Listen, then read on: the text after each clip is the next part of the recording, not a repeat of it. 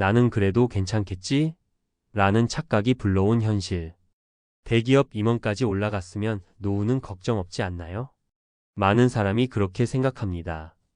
하지만 현실은 그렇지 않습니다.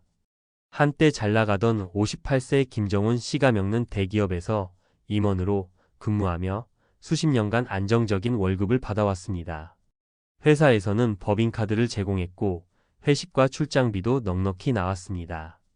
승진할 때마다 연봉이 올랐고 아파트도 대출로 장만했지만 큰 부담 없이 갚아나갔습니다. 퇴직이 가까워질 때까지도 그는 내 노후는 문제 없을 것이라고 믿었습니다. 하지만 현실은 달랐습니다. 퇴직 후 몇 년이 지나자 그의 생활은 완전히 바뀌었습니다. 월급이 끊기고 예상보다 빠르게 줄어드는 예금 잔고를 보며 그는 두려움을 느꼈습니다. 결국 집을 팔고 월세로 전환할 수밖에 없었습니다. 과거의 임원 타이틀은 그에게 아무런 도움도 되지 않았습니다. 도대체 어디서부터 잘못된 걸까요? 대기업에서 수십 년간 일하며 많은 돈을 벌었지만 정작 은퇴 후를 제대로 준비하지 못한 사람들이 겪는 공통된 문제들이 있습니다. 나는 다를 거야 라고 생각하는 순간 은퇴 후의 삶은 생각보다 훨씬 더 가혹한 현실이 됩니다.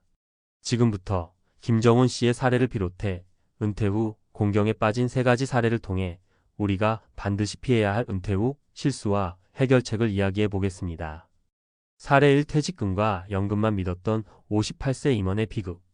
김정훈 씨는 대기업에서 근무하며 2억 원가량의 퇴직금을 받았습니다. 또 국민연금과 추가로 들어둔 개인연금까지 합치면 매달 180만 원 정도의 연금이 나올 예정이었습니다. 문제는 이 정도면 충분하겠지라는 착각이었습니다. 퇴직 후에도 기존의 생활 습관을 유지했습니다. 친구들과의 골프, 고급 레스토랑에서의 식사, 해외여행 등 임원 시절의 생활을 그대로 이어갔습니다. 하지만 매달 빠져나가는 생활비는 예상보다 훨씬 많았습니다. 월 300만 원 정도면 충분할 줄 알았지만 실제로는 500만 원 이상 필요. 대출이 남아있던 아파트 유지 비용 부담. 아이들의 결혼 자금 지원 요청. 예상치 못한 건강 문제로 의료비 증가. 결국 5년이 지나자 퇴직금은 바닥났고 모아둔 돈도 거의 소진되었습니다. 집을 팔고 월세로 전환해야 했고 고정 수입은 연금뿐이었지만 생활비를 감당하기엔 턱없이 부족했습니다. 교훈. 퇴직 후 생활비는 현역 시절과 완전히 다르게 계산해야 합니다. 연금만 믿기보다는 은퇴 후에도 지속적인 수입원을 만들 수 있도록 준비해야 합니다. 사례 2. 은퇴 후 재취업을 너무 쉽게 생각한 56세 마케팅 팀장. 박상호 씨가 겪는 56세의 대기업 마케팅 팀장으로 퇴직했습니다. 그는 내 경력이라면 재취업은 금방 될 거야 라고 생각했습니다. 하지만 현실은 달랐습니다. 지원한 기업에서 돌아오는 답변은 대부분 같았습니다. 연령이 많아 조직 적응이 어려울 것 같습니다. 젊은 팀원들과 협업이 힘들 것 같네요. 연봉을 낮춰야 하는데 괜찮으시겠어요? 그는 처음엔 연봉 1억을 기대하며 재취업을 준비했지만 나중에는 연봉 5천만 원도 불가능하다는 걸 깨달았습니다. 결국 몇 개월을 방황하다가 생활비 부담을 이기지 못하고 중소기업에서 계약직으로 근무를 시작했습니다. 교훈. 은퇴 후에도 경제활동을 할 계획이라면 미리 준비해야 합니다. 50대 후반에 재취업을 하려면 전문적인 기술을 갖추거나 창업 등의 대안을 마련해야 합니다. 사례 3. 자녀 교육비와 결혼 자금으로 노후가 망가진 60세 직장인. 이수진 씨가 겪는 60세에 퇴직하며 퇴직금 1억 5천만 원을 받았습니다. 하지만 그 돈은 얼마 지나지 않아 사라졌습니다. 아들의 유학비 7천만 원, 딸의 결혼자금 지원 5천만 원, 본인과 남편의 의료비 3천만 원. 자녀를 위해 아낌없이 투자했지만 정작 자신과 남편의 노후는 준비되지 않았습니다. 퇴직 후 몇 년 만에 생활비가 부족해졌고 결국 부부는 작은 원룸으로 이사해야 했습니다. 자녀들도 경제적으로 여유가 없어 부모를 도울 수 없는 상황. 결국 그녀는 마트에서 캐셔로, 남편은 경비원으로 일하며 겨우 생활비를 마련하고 있었습니다. 교훈. 자녀에게 너무 많은 걸 해주려다 보면 정작 자신의 노후가 무너집니다. 자녀를 돕는 것도 중요하지만 스스로의 노후를 지키는 것이 먼저입니다. 그렇다면 은퇴 후 이렇게 준비하면 살아남는다. 1. 퇴직 후 생활비를 현실적으로 계산하라. 현재 생활비의 7,080%를 유지한다고 생각하지 말고 실제로 필요한 돈을 정확히 파악하세요. 건강, 예상치 못한 지출까지 감안해 최소 20년 이상의 재정 계획을 세워야 합니다. 이 퇴직 후에도 지속적인 수입원을 확보하라. 퇴직 전부터 파트타임으로 할 수 있는 일을 찾아보세요. 전문 기술을 배우거나 자격증을 준비해 둡니다. 창업이나 온라인 비즈니스 등 다양한 소득원을 확보하세요. 3. 자녀 지원보다 본인 노후를 먼저 준비하라. 자녀를 돕는 것도 중요하지만 본인의 노후가 불안정하면 결국 자녀에게 더 큰 부담이 됩니다. 은퇴 후에도 스스로 자립할 수 있도록 준비하세요. 결론, 당신의 노후는 당신이 준비해야 한다. 나는 대기업에 다니니까 괜찮겠지. 퇴직금이 있으니까 걱정 없겠지. 연금으로 충분히 살 수 있겠지. 이렇게 생각하는 순간 당신의 노후는 위험해집니다. 58세 퇴직 후 월세살이를 피하고 싶다면 지금 당장 은퇴 후 삶을 대비해야 합니다. 늦었다고 생각할 때가 가장 빠른 법입니다. 오늘부터라도 작은 것부터 시작해 보세요. 대기업 임원도 망했다. 58세 퇴직 후 월세살이 시작한 이유 전문가 칼럼. 당신의 노후는 안녕하십니까? 50대 후반, 60대 초반. 이 나이는 한창 일할 때와 비교하면 갑자기 세상이 차갑게 변하는 시기다. 직장에서는 고생 많으셨습니다 라고 떠밀려 나오지만 현실은 그리 따뜻하지 않다. 퇴직금과 연금을 믿고 있던 이들이 예상보다 빨리 돈이 바닥나는 것을 경험하며 당황하는 것도 이때다. 나는 대기업 임원이었는데? 난 연봉도 높았고 돈을 꽤 모아놨는데? 그래도 퇴직금 23억은 받았는데 왜 이렇게 생활이 힘들지? 이 질문에 대한 답을 찾기 위해 우리는 은퇴 후 겪게 되는 공통된 현실을 깊이 들여다볼 필요가 있다.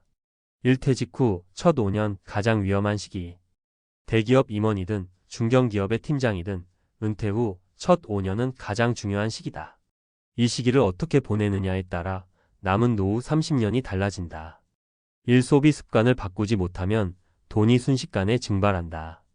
퇴직 후에도 예전과 똑같이 생활하려는 사람들이 많다. 골프, 해외여행, 고급 레스토랑, 명품 쇼핑 등. 현역 시절엔 월급이 이를 커버해줬지만 이제는 아니다. 그런데도 아직은 괜찮겠지 하며 소비를 줄이지 않는다면 퇴직금이 순식간에 사라지고 노후 생활이 무너지는 건 시간 문제다. 이 예상치 못한 지출이 발생한다. 부모님의 간병비, 본인의 건강 문제, 무릎 수술, 치과 치료, 성인병 치료, 자녀 결혼 비용 지원, 세금, 보험료 등 예상보다 높은 고정 비용. 퇴직 후에는 불확실한 변수가 많다.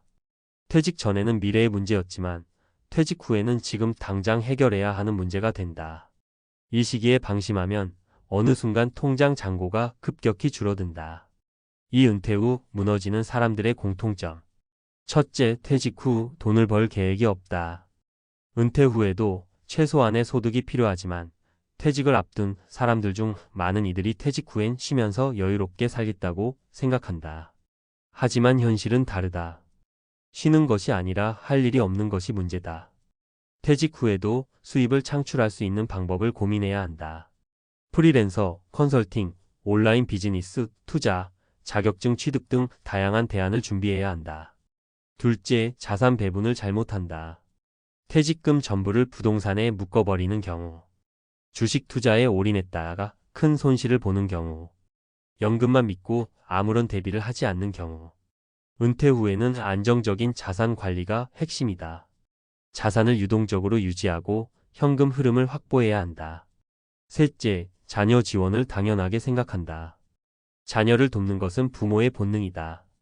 하지만 지나친 지원은 결국 본인의 노후를 망칠 뿐이다. 나는 그래도 자식들이 나중에 도와주겠지. 이 생각을 버려야 한다.